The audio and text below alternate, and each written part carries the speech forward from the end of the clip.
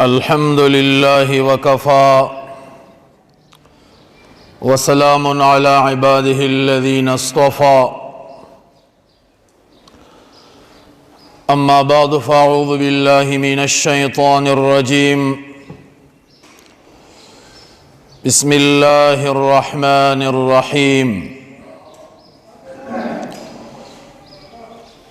ولا يغتب بعضكم بعضا إن الله وملائكته يصلون على النبي يا أيها الذين آمنوا صلوا عليه وسلموا تسليما درود شریف وائے اللهم صل على محمد وعلى آل محمد كما صليت على إبراهيم وعلى آل إبراهيم إنك حميد مجيد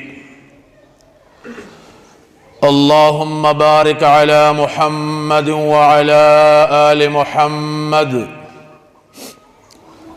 كما باركت على إبراهيم وعلى آل إبراهيم إنك حميد مجيد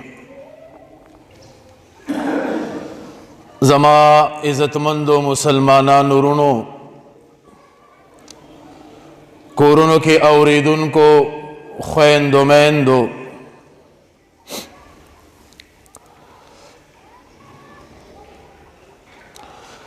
دا رجب میاش پا ختم دو باندے دا او بیاد دے پسے دا شعبان میاش دا او بیا رمضان المبارک شروع کے دو والا دے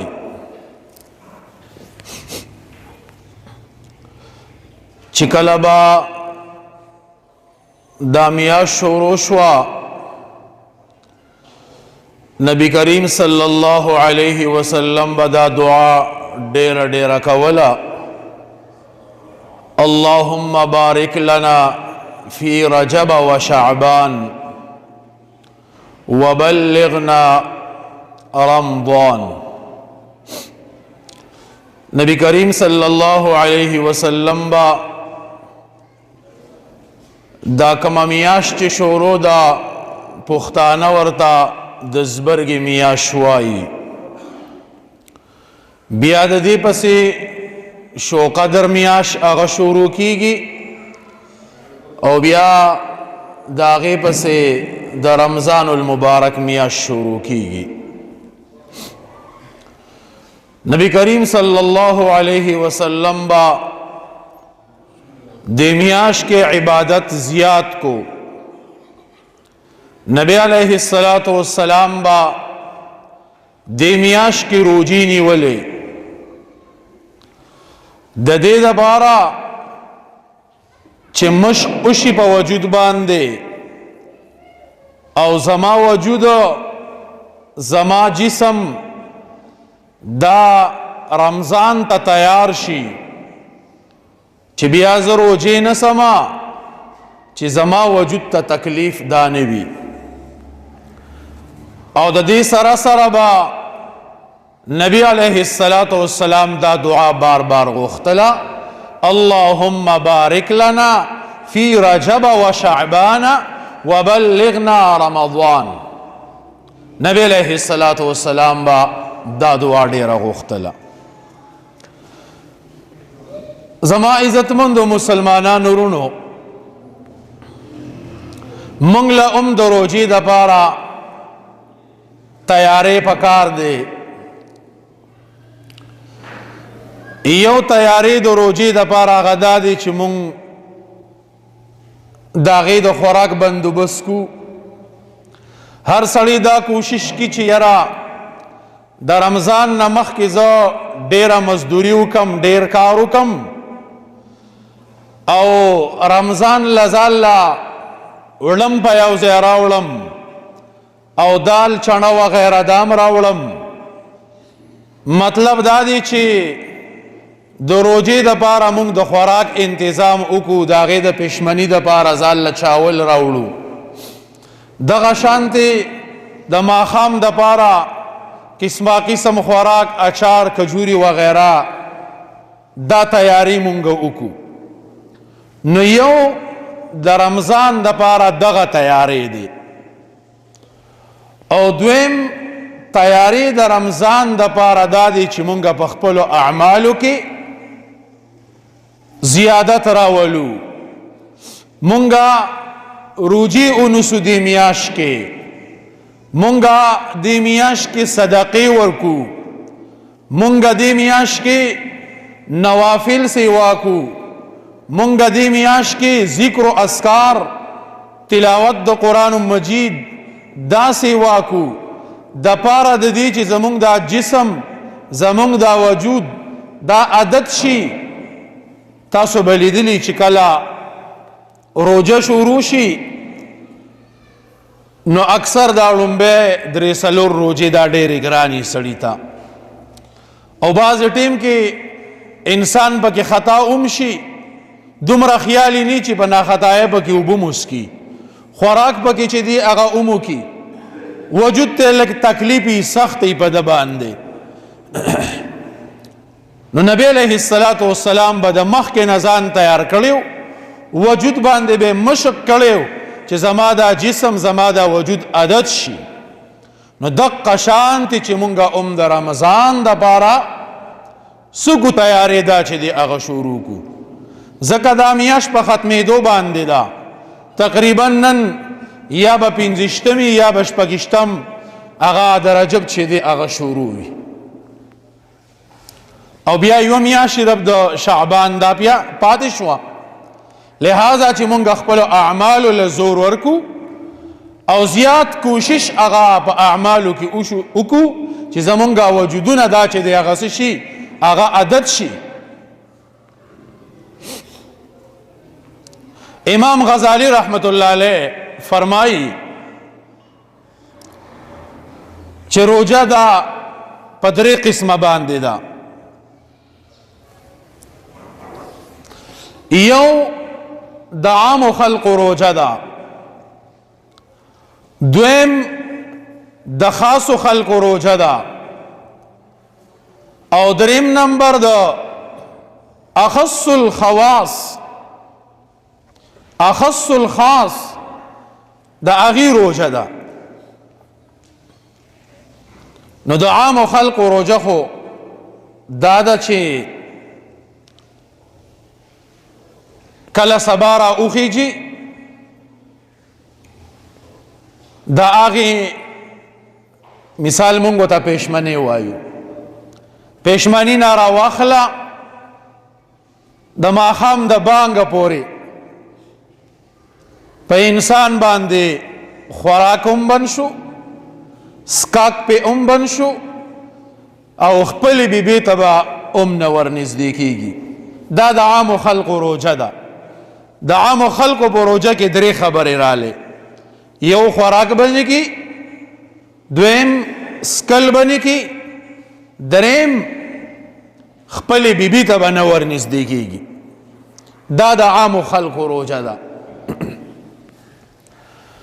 نو په دې کې دا درې خبرې ضروري دي. او بیا امام غزالی رحمت الله علیه فرمایي چې دویم نمبر پسې د خاص خلق روجه ده. نو د خاص خلق په روجه کې نخ خبرې ضروری دي. درې د غړومبنه او شپږ نورې، شپږ کمې نورې. نمبر 1 د نظر حفاظت، نظر رانه چې د غلط ځای باندې اونه لګي، پردې زنانه ته به چته اونه ګورم، غلط سیس ته به چته اونه ګورم، موبایل کې می نظر غلط چته استعمال نشي، بد نظری چې دی دارانه اونه شي.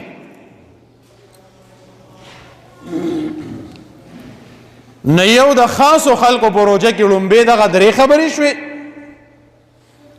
او ورپسې شپږ نورې، نو په هغې کې لومبې د نظر حفاظت کول. غلط ځای کې مې نظر ونه لګي. موبایل سکرین صفائی خپله وکم، موبایل کې مې چېته نظر غلط استعمال نشي. او روجه کې اکثر دا ډیر کیږي، زګار سړی وزګاری کار کی نه دغه موبایل راغستی او هغې ته چې دی هغه ګوري، په هغې باندې بد نظري کیږي او ډیر غټو غټو ګناهونو کې به انسان مبتلا شي. نو د خاصو خلکو په روجه کې یوه خبره دا ضروري ده چې دی به د څه حفاظت کی؟ د نظر حفاظت بکی. او دویم نمبر د غوږ حفاظت بکی. په غوږ باندې به ګانې ناوري، غیبتونه به ناوري، چغلخورې به پې ناوري، پردی خبرې به پې ناوري، ډول سورنا دا به پې ناوري. نو د خاصو خلقو په روجه کې دویم سیس چې کم اهم دی هغه د غوږ حفاظت دی. او دریم نمبر د ژبې حفاظت. د ژبې حفاظت دا ډیر زیات ضروری دی. حدیث شریف کا راضی المسلم من سلم المسلمون من لسانه و یده. کامل مسلمان آغا دی چې دا هغه د ژبې نه دا هغه د لاسو نه بل مسلمان ورور داسې شي دا محفوظ شي. ژبه دا ډیر یو خطرناک اندام دی. نبی کریم صلی الله علیه وسلم فرمائی چا چې مالا د دې دوو اندامونو ذمہواری راکړله نو زما د هغوی سره د جنت وعده ده. کم دوه اندامونه؟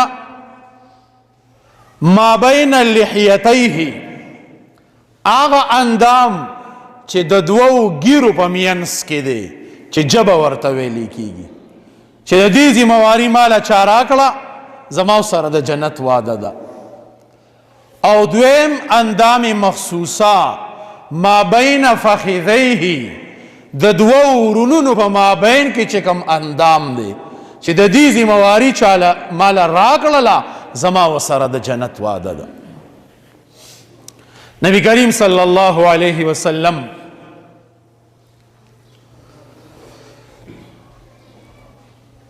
یو دو صحابه کرام روان دي سفر باندې ځي. سلمان فارسی رضی الله عنه وسره د خدمت د پاره ملګری کو. د دې سره لار باندې روان دي، د خوراک سامان وسره ختم شو. نو دوی دا سلمان فارسی رضی الله عنه راولېږه نبی علیه الصلاة والسلام خواله چې تاسو لاړ شئ او نبی علیہ الصلاة والسلام تا عرض وکړي چې زمونږ د خوراک څه بندوبست وکړي، څه سالن مونږ له راکړي. چې کله سلمان فارسی رضی الله عنه راغلی دی دا دوه صحابه کرام د یو بل سره لګیا دي. ایو ورته صرف دا ووی وی مړه دا سلمان چې د چا سره ځي نو هلته کې هر شی ختمیږي، دی صرف ووی. چې سلمان فارسی رضی الله عنه را ورسید نبی علیہ الصلاة والسلام له د هغوی پیغام راوړو. نبی علیہ الصلاة والسلام ته فرمایي چې لاړ شه او هغې پلانکو ته وایه چې تاسو خو اوس سالن وخوړو، تاسو خو اوس خوراک وکړو، تاسو نور خوراک سله غواړئ. سلمان فارسی رضی الله عنه چې راغی هغې دوو صحابه کرامو ته دا واقعه بیان کړه چې نبی علیہ السلام فرمایي چې تاسو اوس خوراک وکړو. هغوی مونږ خو خوراک نه دی کړی. هغوی م را روان شوي دي راله نبی علیه الصلاة والسلام له. نبی علیه الصلاة والسلام ته فرمایي چې تاسو خوراک وکړو، تاسو اوس غوښه وخوړه، ستاسو په غاښونو کې د وینې هغه سره اثرات اوس هم لا چې دی هغه ښکاري. که یقین هم نه راځي توکاڼې توکې چې کله یې توکاڼې توکړلې د وینو سرې وې. هغوی حیران دي. قرآن مجید کې الله آیات را اولیږو ولا یغتب بعضکم بعضا. تاسو کې د بعضې خلک د بعضې کسانو غیبت نه کی. هغوی صرف دغه خبره وکړله چې بس مړه د پلانکي کوم ځای ته ځي هلته خوراک ختمیږي، داسې روپوي. نو جبه چې دی دریم سیز جبه د جبې حفاظت دا ډیر ضروری دی. اکثر مونږه غیبت کې مبتلا کیږو د جبې د لاسه. حضرت ابو هریره رضی اللہ عنہ فرمائی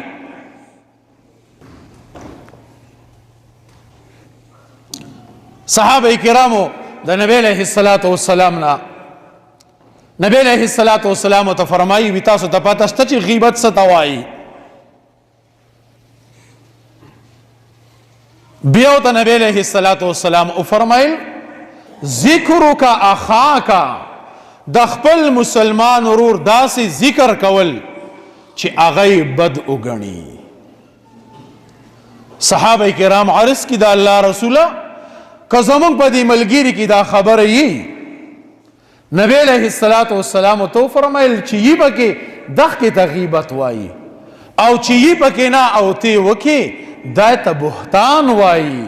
دا تاسو په هغه باندې بهتان وتاړو، دروغ هم پې چې دی هغه روغ کو او د دې بهتان ګناه دا بیا د غیبت نه هم پاپله باندې دی. تابعینو کې یو بزرگ تیر شوی دی. هغه وی یو مجلس ته لاړم، هغې مجلس کې غیبت شروع وی ما بد وګڼل چې یاره د دوی سره کینم دې خبرو کې، خو دوی غیبت کی لاړم دا هغې ځای نه. پاو شل منټه تیر شو، بیا مې زړه کې راله چې یاره دوی به بس کړي او زما چې کینم ورسره بیا هغې مجلس ته رالم. مجلس ته راورسېدم، په هغې ټیم کې خو هغوی غیبت بس کړی و، زه ورسره کېناستم، خو چې لږ ساعت وشو بیا غیبت سٹارټ شو، بیا خبرې شروع شوې. وی زه سره پکې هم شریک شوم. بهرحال هغه مجلس ختم شو، زه کور ته لاړم، د شپې سملاستم. بعض ټیم کې الله پاک دا خپل مقرب بندگان، خپل نږدې بندگان دوی ته ډایرک الله زوره نه ورکي، ډایرک الله یری. الله ډیر عجیبه ذات دی، الله ډیر غیرتی ذات دی.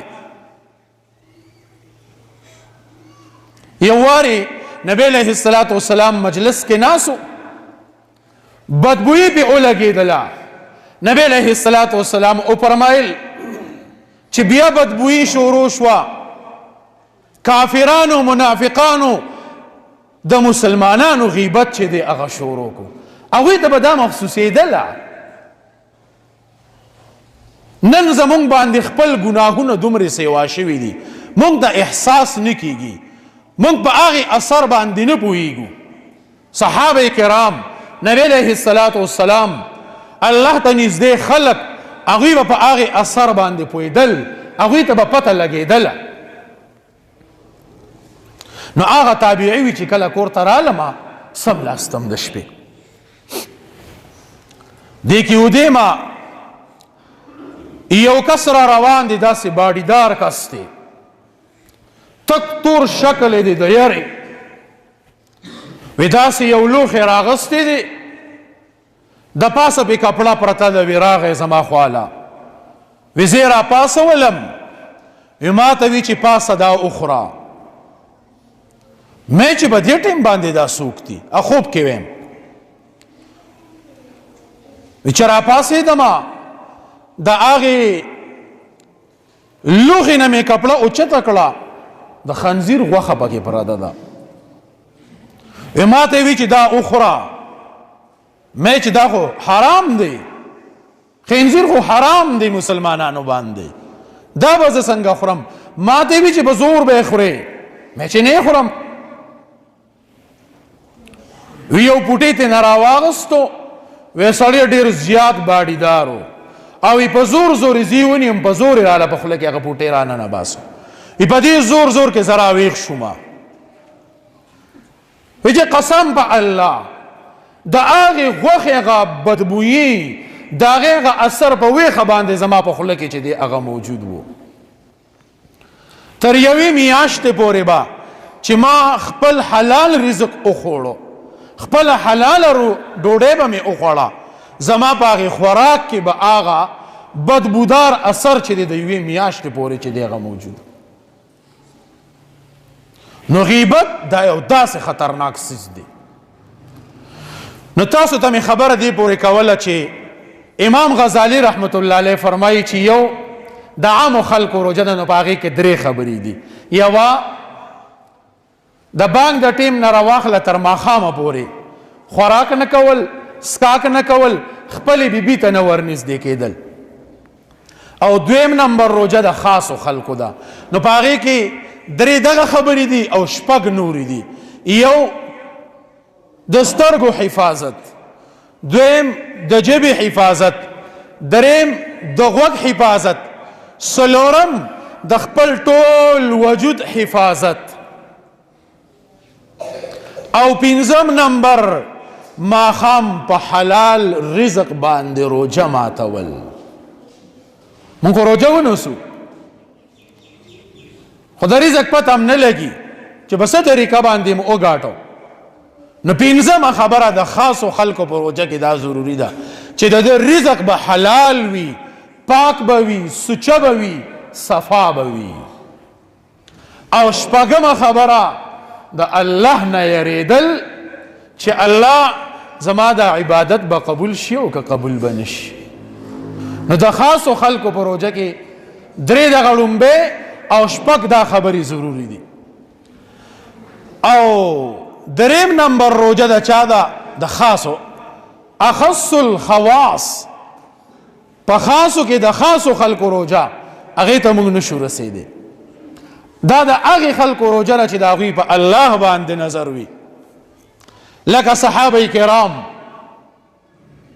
حضرت عائشه رضی الله عنها چا ورله مال راوړو، یو ورځ ډېرې پیسې ورله چا راوړی، روژه ده په خپله باندې. هغې خپلې خادمې ته یې پلان کوله، اوسه پلان کوله، پلان کوله، ټول هر څه ختم کړو.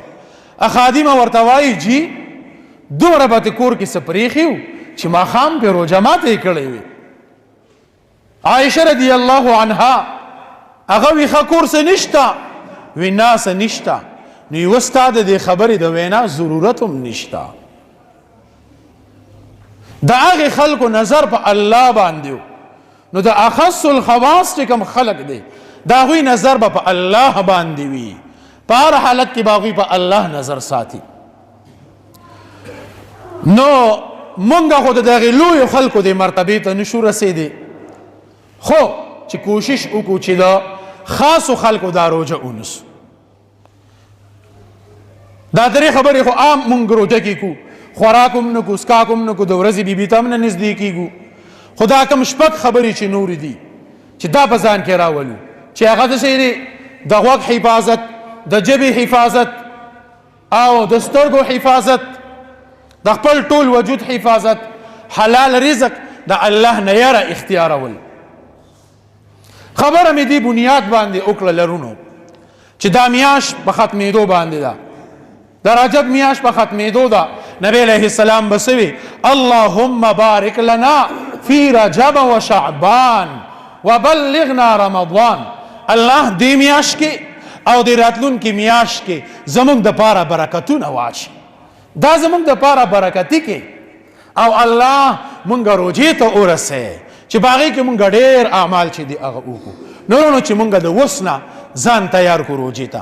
دا میاشت تقریبا په ختمېدو ده، 3-4 ورځې پاتې دي. بیا شعبان شروع کېدو واله دی چې په هغې کې موږ په خپل وجود باندې مشق شروع کو، نوافل شروع کو، ذکر و اذکار، د قرآن تلاوت، روجې پکې چې دی هغه ونیسو چې موږ وجود کې چې دی هغه طاقت پیدا شوي او مونږ مشق چې دی هغه کړي ان شاء الله روزه کې بیا مونږ ډېر اعمال چې دی هغه کو. الله دې دا عمل کولو توفیق را نصیب کړي. واخر دعوانا ان الحمد لله رب العالمین. سنت 96 کړي سنتو کې